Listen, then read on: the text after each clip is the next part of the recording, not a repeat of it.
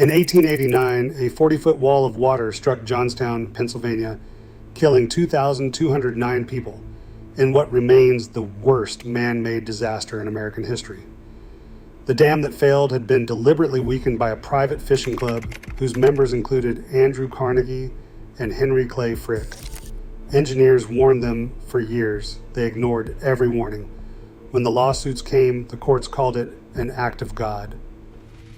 Rainfall gauges in the Conemaugh watershed recorded 6.2 inches in just 24 hours, a deluge that forced every stream and hillside to funnel runoff into Lake Conemaugh. By mid-morning on May 31st, the reservoir's surface had risen more than 3 feet above its usual level, with inflow estimates peaking near 9,000 cubic feet per second. The dam, already compromised by years of modifications, became a system under siege. River stage logs show a relentless climb, from 3 feet the night before to over 12 feet by early afternoon. Engineers on site noted visible scour on the dam's downstream face before noon, a clear warning sign. Still, the only outlet pipe remained blocked, and the club's makeshift repairs offered no protection against overtopping. At 3:10 in the afternoon, after hours of mounting pressure and ignored alarms, the embankment finally surrendered. A breach ripped open, unleashing the full force of the reservoir in a matter of minutes. The moment was not a surprise. It was the predictable result of a structure pushed past its breaking point.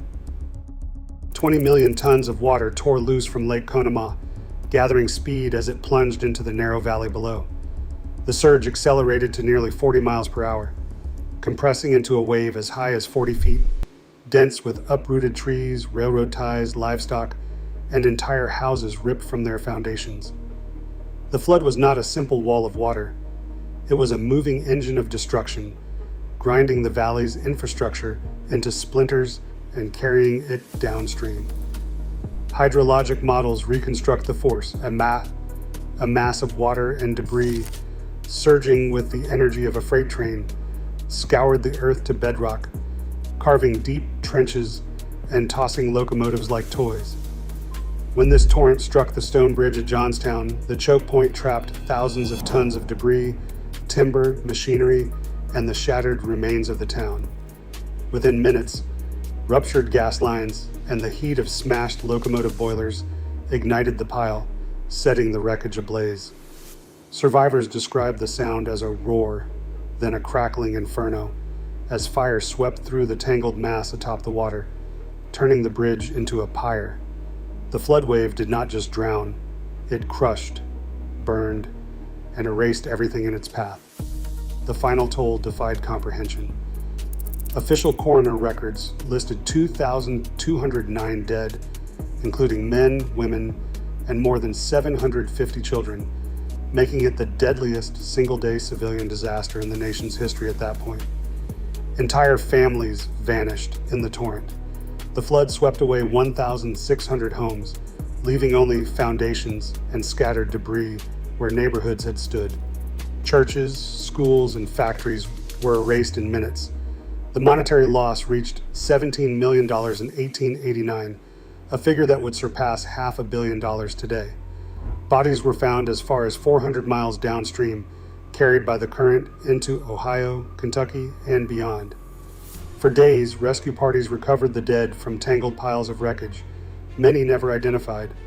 The destruction was not confined to property or numbers. It was a community obliterated, its future stolen in the span of an afternoon. The scale of loss, measured in empty streets and missing generations, left a wound that no relief fund could heal. Ownership of the South Fork Dam rested with the South Fork Fishing and Hunting Club, a private association of Pittsburgh's industrial elite. Minute books and financial ledgers show that every major decision about the dam's structure and maintenance flowed through the club's leadership with no external oversight. The club's first major act was to lower the dam's crest by nearly 3 feet between 1881 and 1884, a change approved to expand the lake for recreation. This reduction erased the safety margin meant to prevent overtopping during heavy rains. Then came the removal and permanent sealing of the dam's cast iron discharge pipes, a job contracted for $750 and signed off in the club's own meeting minutes. Without these pipes, there was no way to safely lower the water during extreme storms. Inspection reports from engineers, some hired by the club itself, warned that these modifications left the dam dangerously exposed to failure. Yet each warning was dismissed or tabled in the official records, with budget ledgers showing more spent on fish screens and landscaping than on structural repairs. The chain of decisions, documented in club governance files, reveals a pattern. Choices made for convenience and pleasure, not safety, set the stage for disaster. Courtrooms filled with survivors and grieving families, but justice remained out of reach. Lawsuits against the South Fork Fishing and Hunting Club stacked up in the months following the flood, only to be swept aside by a legal doctrine that placed nature, not negligence, on trial. Judges in Cambria County and the Pennsylvania Supreme Court invoked the act of God defense, ruling that the extraordinary rainfall, not the club's modifications or ignored warnings, was solely to blame. Trial transcripts record the club's attorneys arguing that no law required them to maintain the dam to any specific safety standard. With no statutory duty acknowledged and causation blurred by legal technicalities, every civil suit was dismissed. Headlines across the nation captured the outrage. The Chicago Herald demanded manslaughter or murder. The New York Sun accused the courts of protecting the powerful. Editorials condemned the spectacle of industrialists escaping responsibility, calling the disaster murder by the rich and a stain on American justice. Public fury mounted as club members returned to their Pittsburgh mansions, untouched by criminal indictment or civil penalty. The law had spoken, but its verdict only deepened the wound. 2,209 dead, and not a single person held to account. Relief trains began pulling into Johnstown less than 48 hours after the flood, their cars packed with food, blankets, and medical supplies. Pittsburgh volunteers formed the backbone of the first organized aid convoys, unloading provisions and setting up makeshift kitchens on the ruined streets. In the chaos, the scale of need quickly overwhelmed local resources. More than 25,000 survivors required shelter and basic care, with entire neighborhoods reduced to mud and wreckage.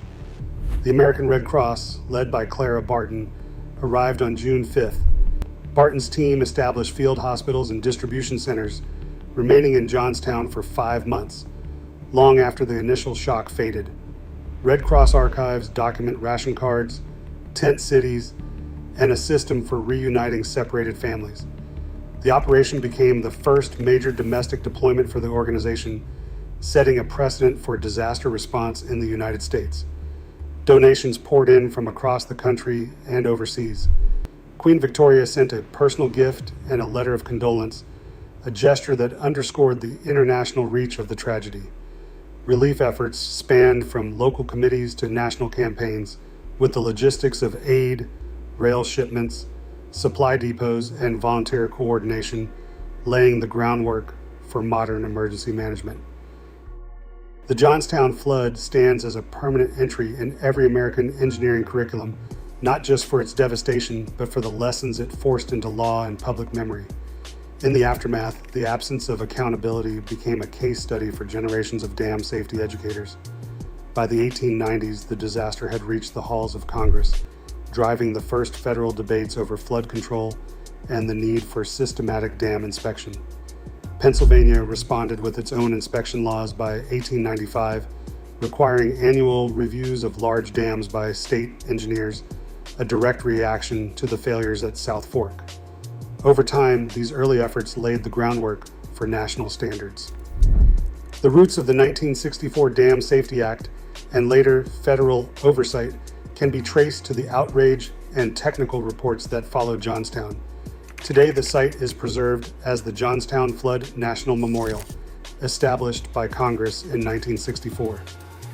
The memorial's exhibits do not shy away from the story's hard truths. They present the dam's blueprints, the club's ledgers, and the engineers' ignored warnings as evidence. Modern policymakers and engineers continue to reference Johnstown as a warning that safety standards are written in the language of past disasters, and that the cost of neglect is measured in lives lost, not just structures destroyed. accountability still defines the line between safety and disaster. More than 15,000 dams in the United States today are rated as high hazard, yet regulatory gaps persist. When privilege shields neglect, catastrophe follows, not fate, but failure. The lesson remains: unchecked power costs lives. Thank you for watching.